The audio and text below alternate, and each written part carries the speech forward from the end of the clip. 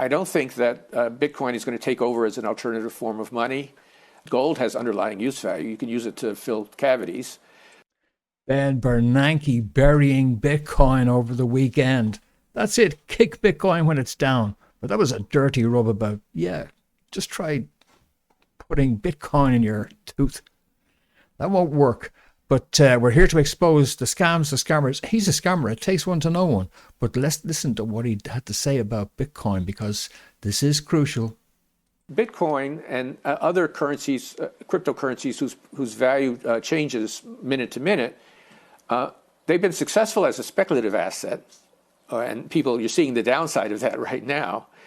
But they were intended to be a substitute for fiat money. And I think in that respect, they have not succeeded. Because if Bitcoin were a substitute for fiat money, you could use Bitcoin to go buy your groceries. Nobody buys groceries with Bitcoin because it's too expensive and too inconvenient to do that.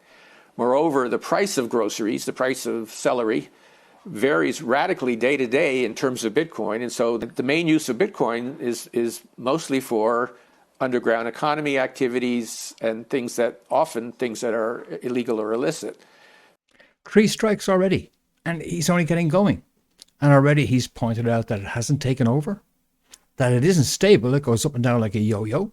Viz, what just happened?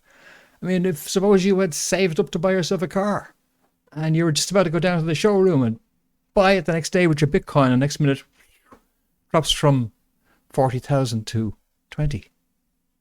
Yeah, he has more. Gold has underlying use value. You can use it to fill cavities.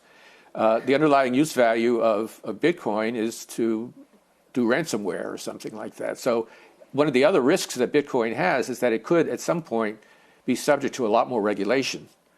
And the anonymity is also at risk, I think, at some point. 5 strikes. That's not widely used. Goes up and down. It's mostly illegal stuff on it. Going to have to regulate it, and we're going to have to de-anonymize it so we know who's on it. I mean, it doesn't get any worse. You see, the thing is that he's talking his book as well, because he was on CNBC over the weekend, Bernanke, to talk about his book, which includes a whole thing about digital central banking. And the bottom line is that he's in competition. Now, you could say, well, let the best win. Yeah, sure. But the best doesn't win. The one who writes the regulations win. That's these guys write the regulations.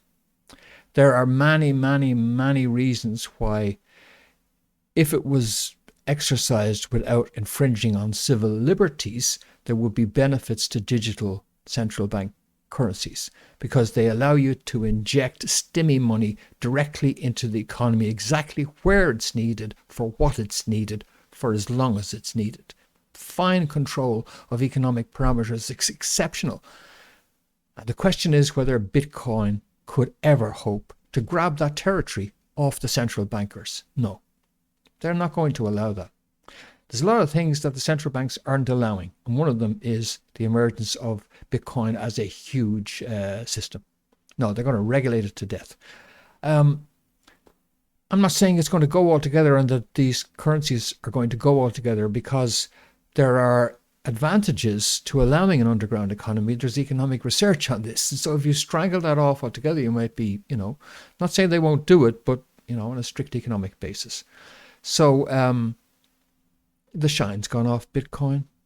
There are too many other things out there, including Ethereum, which actually has transactional use. There's just too much competition. And the only thing it has going for it is it's the McDonald's in an era of fast food. And so it has name recognition. But that's no use if you can't trade, and if these guys determine what can. All of this is not going to make Elon Musk very happy, because about a week ago, he pointed out the exact level of shareholding he has in all this stuff. I think Ethereum also, like I said, the three things I own outside of SpaceX and Tesla, and obviously it's Neuralink and Boring Company, but of any significance are Bitcoin by far, and then some Ethereum and some Doge. So if the price of Bitcoin goes down, I lose money. I'm not sort of, I might pump, but I don't dump. It's not a case of.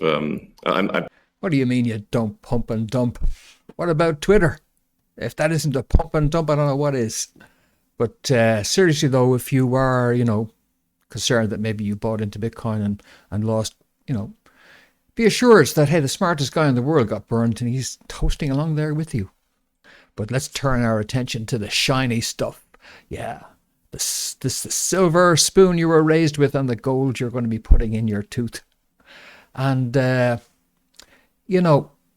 one of the things you need to be aware of, scammer-wise, is that just as there are a whole bunch of people pushing the Bitcoin from Max Kaiser seminally onwards, there's just boatloads of people pushing the gold and silver thing. And you remember how back in 2012, when the QE thing was really kicking into gear, and previous occasions whenever the printing presses were rolling, it was gold's going to go to the moon. Well, it's not, and it isn't, and it hasn't, and it won't.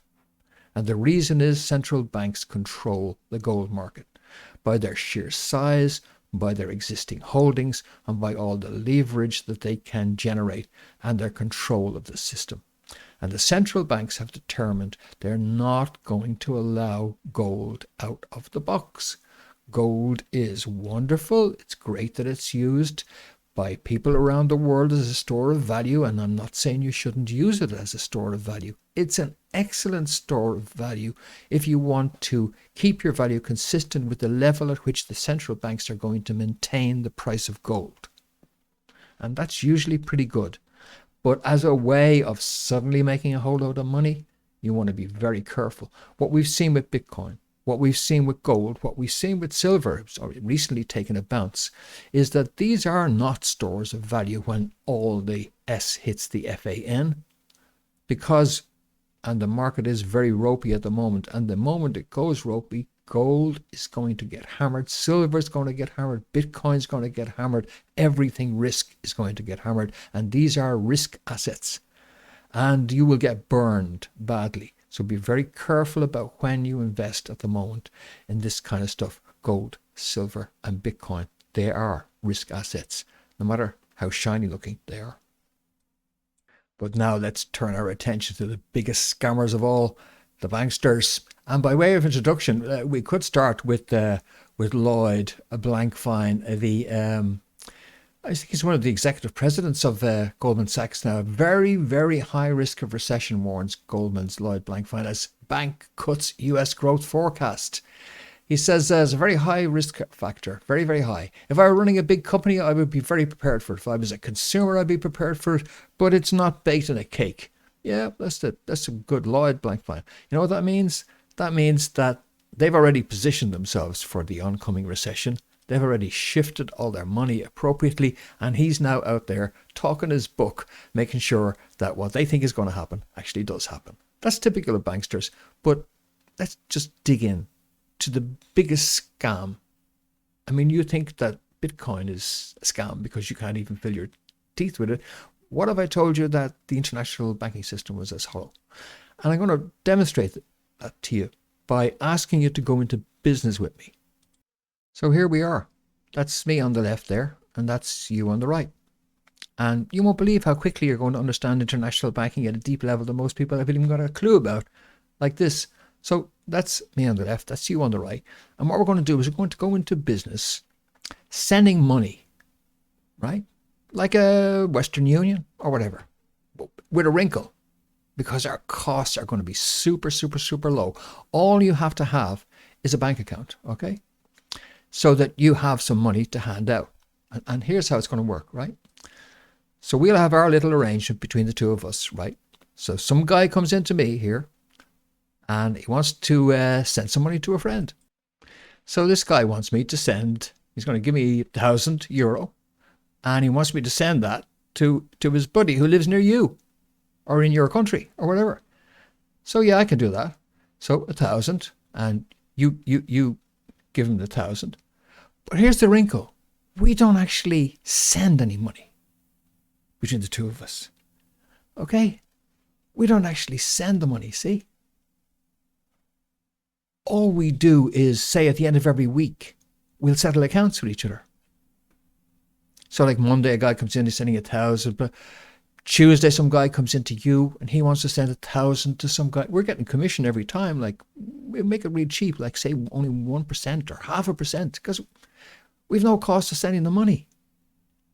We just have an agreement between us at the end of the week that we'll settle accounts. You know, if I've sent 15,000 and you've sent 17,000, there's a 2,000 difference. So, you know, one of us has got to actually send to, or we could sort of run an account, save us even the transaction, because it probably level out over time. This is neat. All we need is just the trust we have.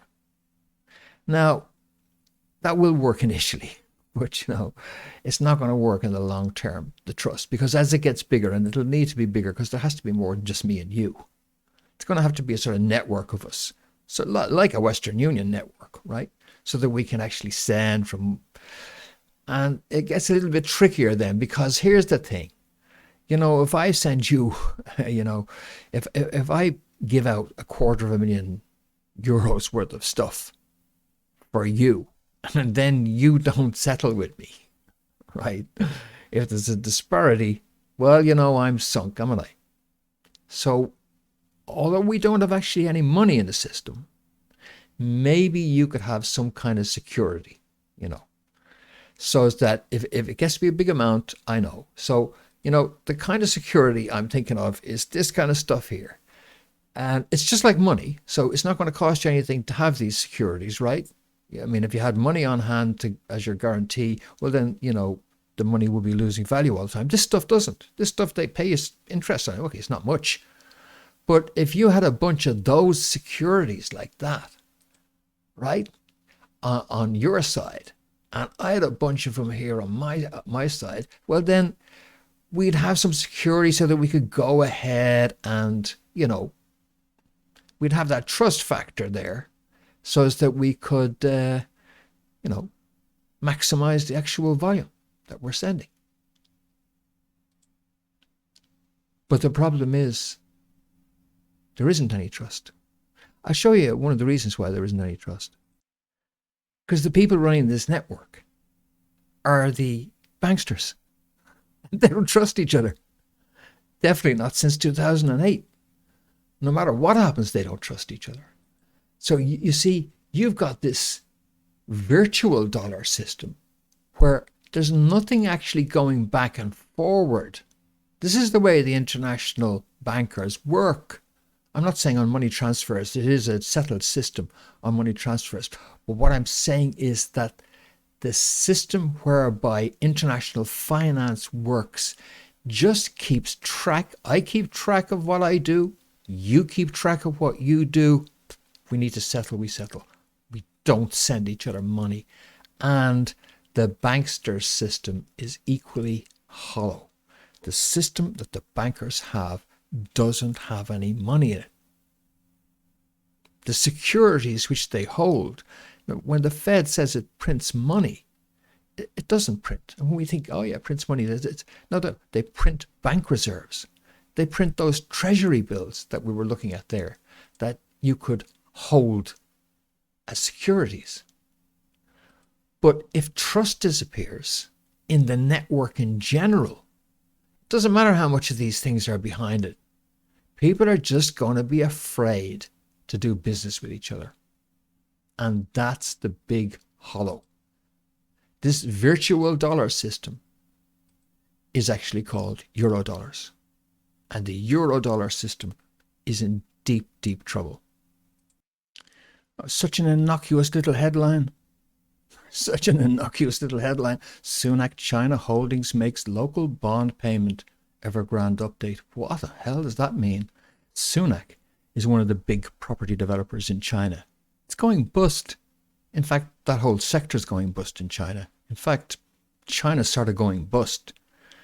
Maybe they don't even mind going bust at the moment, if you know what I mean, because of the implications of this. You see, Sunak said they were going to have to default on their bonds. You know those bills, yeah, that I showed you earlier on, the security stuff. Yeah, they're going to have to default on them, and they're like one of the top 5 in China. But the interesting thing is, They made a local bond payment to Chinese lenders. They stiffed the international lenders. They told them to forget about it. They're not getting their money. Now, that's the kind of stuff in 2007, 2008, where the seeds of all this were laid. They're coming home to roost now. The seeds of this were laid when those toxic US financial products encountered a market which was desperately short of liquidity. And it's these kinds of concerns which affect liquidity. When trust evaporates in these networks, bing, everything stops. The whole thing implodes, and it doesn't matter how many of those securities you have or how much the Fed prints. It's over. As a point of interest, this system that I mentioned between me and you going into business does actually exist. It's called Hawala. Hawala.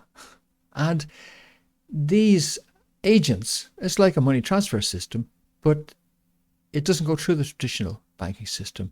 It's common in Islamic countries and across Africa and India. And it depends on an honor system among those who are part of the network. And therefore, even if things are difficult, this trust and honor system will enable financial things to continue. Of course, if our system goes hollow, if our euro dollars suddenly disappear, bing, you can't say the same about us. But that's the original. And in fact, you can learn more about all of that because I went to Eurodollar University, you know, with Emil Kalinowski and Jeff Schneider. And you can look for Emil Kalinowski's. And I'll try and pull out one or two of their excellent videos which explain all about this Eurodollar system and how that operates. Well, some bunch of banksters, aren't they? Well, there you go. That wasn't too difficult. I slaughtered 4 sacred cows there, and you learned how hollow the international banking system is. You learned how hollow the promises of gold and silver are, and you learned how you can't fill a hollow in your tooth with Bitcoin. I like explaining complicated stuff as quickly and simply as possible, especially when it's taken so long to understand it myself. But buyer beware, take care of folks, and don't believe all that you are spun. But only truth rules here on The Beautiful Truth, with Fintan Dunn reporting at 5 p.m. GMT on the 17th of May. And I'll be back with more on some of the exploits of these bankster gangsters and a lot more besides, and I hope you can join me for that. And in the meantime, forbreakfornews.com. Looking forward to your feedback in comments and by email to me. You get my email address there on the screen. And you can also join our email out list. That's also on the screen there. Or go to breakfornews.com where you'll get back archive of all of our stuff. All right. I'll be back with more soon. Thanks for joining me for this. And I'll see you soon. Take care.